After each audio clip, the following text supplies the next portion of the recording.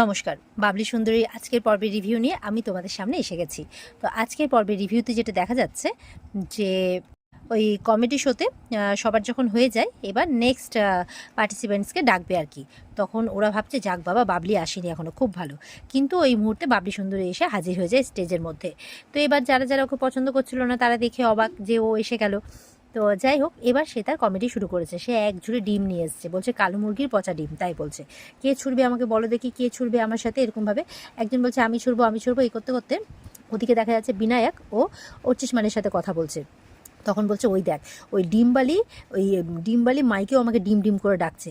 তখন বলছে আরে না বাবা, ওই ওখানে হয় এরকম, গ্রামের লোকজন একটু হয়, তা বলে তুই এরকম রিয়াক্ট করছিস কেন? তুই তো সচরাচর এরকম রিয়াক্ট করিস না।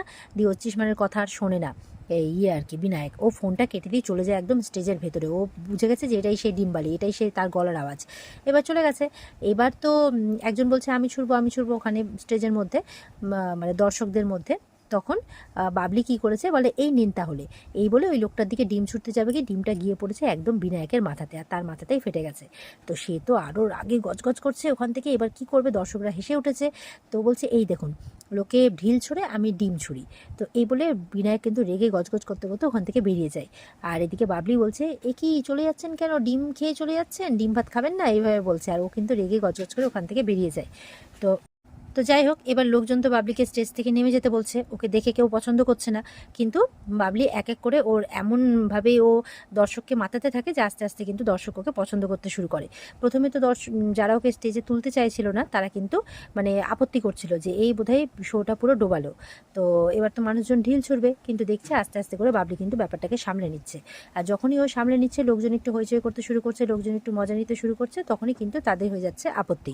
তো বাবলি যখন দেখছে যে শোটা তার পুরোপুরি জমে উঠেছে, তখন তো সে একের পর এক গল্প শোনাতেই আছে মানুষকে, আর মানুষ কিন্তু সেটার মজা নিচ্ছে। পরপর বাবলি তার নিজের মানে জীবনেরই গল্প শোনাচ্ছে, একটা দুটো তিনটে, যতজন মানুষ ওকে দেখতে এসছে বিয়ে পারপাসে, ততজন মানুষও ওকে দেখে পালিয়ে গেছে। এই সমস্ত গল্প টল্প শোনাচ্ছে ডিটেলসে, আর সেগুলো শুনে কিন্তু মানুষ বেশ ভালোই মজা পাচ্ছে। এরপর দেখা যাচ্ছে মানুষ পুরো হৈ হৈ করে উঠেছে, আর একদম সবাই মিলে হাততালি দিচ্ছে, যেটা দেখে কিন্তু যারা ভাবছিল বাবলিকে স্টেজে তুলবে না তাদের কিন্তু মাথায় হাত। এবার যখন বাবলি তার শো শেষ করে, তখন দেখছে মানুষজন পুরো হৈ হৈ করে উঠেছে। সেটা দেখেও বুঝতে পেরেছে যে আজকে অনেক টাকা উঠবে, আর টাকা দিয়ে টাকা তোলা হয়ে যাবে। তো যাই হোক, ওখানে বাবলির মানে দাদার মেয়েটাও গেছে শোটা দেখতে। কিন্তু যাই হোক, বাবলি তো নিজেকে নিয়ে কমেডি করছে, কোথাও না কোথাও মানে সেই ওর দাদার মেয়েটার ভালো লাগে না আর কি, দেখে খারাপই লাগছে। তো যাই হোক, বাবলির শো তো কমপ্লিট হয়। ওদিকে এবার বিনায়ক কিন্তু রেগে রেগে বাড়ি যাচ্ছে, আর যা কিছু ঘটলো সব কিছু মনে করতে করতে যাচ্ছে। ওদিকে অর্চিষ্মান আবার ফোন করেছে, কারণ অর্চিষ্মানের বাড়িতে, ওদিকে ওরা তো সব হৃদয়পুর রাজবাড়িতে গিয়ে পৌঁছেছে, অনুষ্ঠান হচ্ছে, আর সেখানে সেজো বউ আর মেজো বউয়ের মধ্যে লেগে গেছে আবার সেই চুলোচুলি ঝামেলা। তো সেটাই অর্চিষ্মান বলছে যে ভাগ্যিস তুই এখানে নেই, নাহলে তোর কিন্তু স্বয়ংবর হয়ে যেত। মানে তো স্বয়ং বউ হয়ে যেত আর কি। তো বিনায়ক তো কিছু বুঝতে পারছে না কি হচ্ছে। তখন অর্চিষ্মান পুরো ব্যাপারটা ভালো করে বলছে। তো দুই বউয়ের ঝামেলা লেগেছে, কারণ ওদিকে বিনায়ক হৃদয়পুর মানে হৃদয় ডাঙা না বলে হৃদয়পুর ব্যাপারটা বলে ফেলেছে, আর ওরা হৃদয়পুর রাজবাড়িতে পৌঁছে গেছে। যাই হোক, সেখানে অনুষ্ঠান হচ্ছে, আর বিনায়ক পৌঁছে গেছে হৃদয় ডাঙা, সেই নিয়ে ওদের ঝামেলা লেগেছে। যে এক বউ আরেক বউকে বলছে যে তুমি কি শুনেছো, যে দাদা কি বলেছে সেটা ঠিক করে শুনতে পাওনি। এই নিয়ে ওদের মধ্যে একটা মহা ঝামেলা শুরু হয়ে গেছে। ওদের মধ্যে অ্যাকচুয়ালি ঝামেলা লেগেই থাকে, আর বাড়ির লোকে চুপ করে দেখা ছাড়া আর কোনো উপায় থাকে না। আর তাদের মানে হাজব্যান্ডরাও কোনো কিছু বলতে পারে না তাদের মাঝখানে, বলতে গেলে নিজেরাই আরও ধমক খেয়ে ওখান থেকে চলে যায়। তো অর্চিষ্মান সেটাই বিনায়ককে ফোনের মধ্যে শোনাচ্ছে। তো তারপরে বলছে যে একজনের দিদি এসছে আর একজনের নাকি বোন এসেছে। তো তাই বিনায়ক বলছে তারা আবার কেন এসেছে। তো যে অর্চিষ্মান বলছে যে কৃষ্ণের বিরহে পাটি এখন দুই রাধিকার বৃন্দাবন, মানে দুই বউয়ে মিলে একজন একজনের দিদিকে আর একজন একজনের বোনকে কে কার সাথে দাদার বিয়ে দিতে পারে, এই নিয়ে ঝামেলা চলছে। ওদিকে দেখা যাচ্ছে যে বাবলির কমেডি সবার এতটাই ভালো লেগেছে যে বিভিন্ন মানে এরপরে যখন নেক্সট পার্টিসিপেন্টসরা যারা উঠছে তাদের শো কেউ পছন্দ করছে না, বলছে আমাদের বাবলি সুন্দরীকেই চাই, তাকে ফিরিয়ে নিয়ে আনা হোক। আর বিভিন্ন ক্লাব থেকে বাবলির কাছে গেছে। একজন বলছে আমার ক্লাবের বড় অনুষ্ঠান আছে, মানে ওদের বড় ক্লাব, সেই অনুষ্ঠানে নাকি বাবলিকেই চাই। আরেকজন বলছে না না, আপনার ওখানে গেলে হবে না, আমার ওখানে যেতে হবে। আরেকজন বলছে না না, আমি আমার ক্লাবের নামি দামি শিল্পীদের বাদ দিয়েছি, আমার বাবলি সুন্দরীকেই চাই। তো এটা দেখে তো বাবলি খুব খুশি যে যাক মা, তুমি মানে মুখ তুলে আমার দিকে তাকিয়েছো, তুমি মুখটা নামিয়ে নিও না। আর এটা দেখে ওখানে যারা বাবলিকে স্টেজে তুলতে চাইছিল না তাদের হয়ে যায় আপত্তি। এবার একজন ছেলে তো অলরেডি রিপোর্ট করেই দেয় যে বঙ্কিম দা বলে একজনকে ফোন করেছে, বলছে মানে তোমাদের সব শো কিন্তু এই বাবলি সুন্দরী খেয়ে নিচ্ছে, কিছু একটা করো, না হলে কিন্তু তোমাদের হাত থেকে সব শো বেরিয়ে যাবে।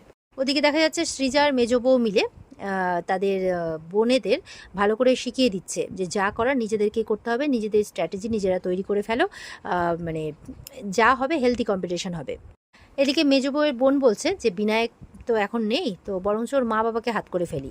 আর সৃজার দিদি বলছে যে বাচ্চাগুলোকে বরঞ্চ আগে হাত করে ফেলি। তো কী দিয়ে হাত করবে, আইসক্রিম দেবে না চকলেট দেবে, সেটাই প্ল্যান করছে। ওদিকে বাচ্চারা কিন্তু নিজেদের মতো প্ল্যান করে চলে এসেছে। রিমি তাই বেবিকে বলছে যে সব কিছু মুখস্থ তো, কী করতে হবে, বলে হ্যাঁ একদম।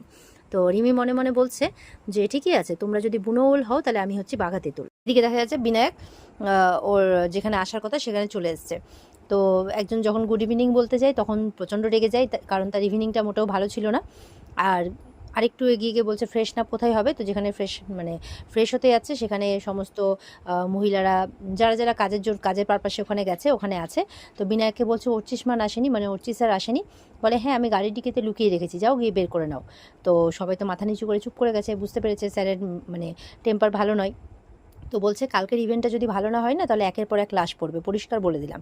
যারা যাদের মানে প্রোগ্রাম করতে আসার কথা তারা যাতে ঠিকঠাকভাবে সব কিছু করতে পারে, কোনো মানে উল্টোপাল্টা লোক যাতে স্টেজের মধ্যে উঠে পারফর্ম না করে, এরকমটা ভালো করে বুঝিয়ে দিচ্ছে, মানে কালকের ইভেন্টে এক কথায় যাতে ভালো হয়। ওদিকে বিনায়ক কিন্তু বারবার করে এই মেয়ের ওই হাড়ি মাথায় ঢুকিয়ে দেওয়া ডিম ফাটানো সেই সব কথা কিন্তু বারবার করে মনে করছে, রাগে গজগজ করছে।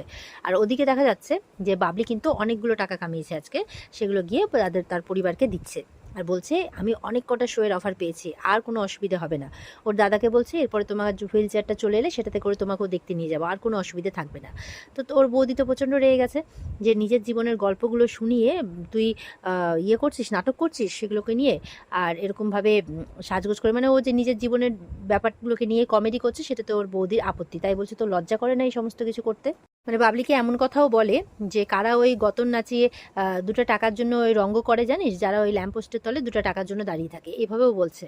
তো এটা শুনে বাবলির দাদা যথারীতি খারাপ লাগে, তাই বলছে তুমি এসব কী কথা বলছো।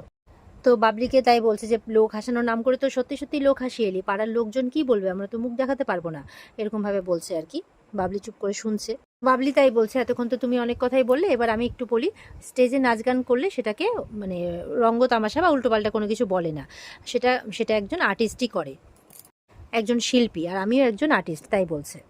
তো বাবলি বলছে যে পাড়ার লোক আমাদের খাওয়াতে আসবে না, দাদার চিকিৎসা করাতে আসবে না, রিমির বিয়ে দিতে আসবে, কিছুই করবে না, পাড়ার লোক খাওয়াবেও না পড়াবেও না, তাহলে তাদের কথা শুনে অত লাভ নেই। আর তাছাড়া নিজের দুঃখ কষ্ট ভুলে আমি যদি নিজের এই দুঃখ কষ্টটাকে হাসির কারণ বানিয়ে দুটো মানুষকে হাসাতে পারি তাহলে আমি নিজেকে ধন্য বলে মনে করব, তাই বলছে। তো বাবলির দাদার কিন্তু বাবলির কথাগুলো শুনে ভালোই লাগছে। বলছে আমরা আমাদের দুঃখ কষ্টগুলোকে বয়ে বেড়াই আর আমাদের বুকের মধ্যে ভার জমাই, তার চেয়ে বরঞ্চ দুঃখ কষ্ট ভুলে গিয়ে যদি সবাই মিলে হাসে তাহলে না অনেক রোগ পালায়, তাই বলছে। তো বৌদি বলছে তোর বড় বড় কথা তুই বন্ধ কর। ওদিকে ছোট্ট বাচ্চা মেয়েটা বাবলিকে বলতে এসছে এই আমাদের এখানকার রাজবাড়িতে না কালকে একটা খুব বড় করে বিয়ে হচ্ছে, মানে মনে হচ্ছে যেন ওই সিনেমার সেলিব্রিটিদের যেভাবে বিয়ে হয় ওই রকম কোনো একটা মেয়ের বিয়ে হচ্ছে, খুব সুন্দর করে সাজাচ্ছে, দেখতে যাবি নাকি। তো বাবলি বলছে ঠিক আছে চল। তোর বৌদি কিছু বলতে গেলে বাবলি বলছে এই ঝামেলাটা বরঞ্চ কালকের জন্য তোলা থাক, এখন ওরা বেরিয়ে যায়। তোর বাবলির বৌদি বলছে যে এবার থেকে ও যদি কোনো শো করতে গেছে না ঠ্যাং ভেঙে আমি খোঁড়া করে দেবো, তাই বলছে। তো দাদা বলছে তাহলে এই টাকাগুলো কি করবে, সেগুলো তাহলে ফেরত দিয়ে দেবে নিশ্চয়ই। তখন ওর বৌদি কিন্তু চুপ করে গেছে।